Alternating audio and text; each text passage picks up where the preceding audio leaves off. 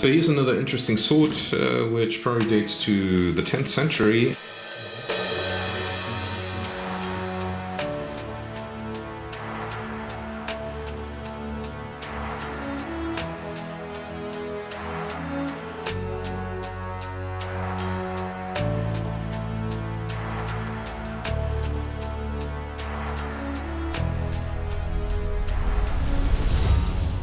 It is another example for a slightly twisted pommel, as you can see. And as to be expected, this pommel is twisted counterclockwise, which would render it a right-handed sword. And so we're going to test this, grasping the sword, extending the sword. As you can see, it's really no problem for me to align the top terminal of the crossguard to 12 o'clock, to a 12 o'clock orientation. If I take the very same sword into my left hand and do the same, it is super awkward. See how the crossguard and therefore also the blade are twisted clockwise, and that makes a proper alignment for cutting with efficacy very, very difficult. I would have to turn my arm, which would mean that I cannot use my arm or my body mechanics to their optimum.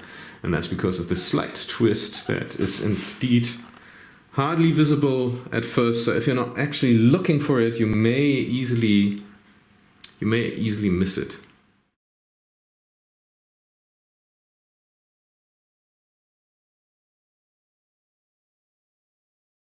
Another interesting feature of the sword is the fact that the very shallow cross bar, or should we say cross plate, is tilted too. This is something which I had already noticed on the Schastorf sword. This kind of crossbar is also seen on that sword from the Lake Chasy. And there's one specific way to hold this sword, and you can see that here my index finger is in touch with that cross plate.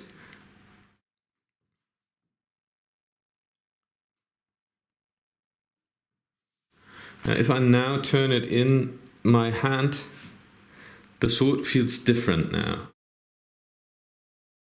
It feels like here I'm losing control. So right here, the corner of the pommel is actually not a very good spot of control for my hand anymore.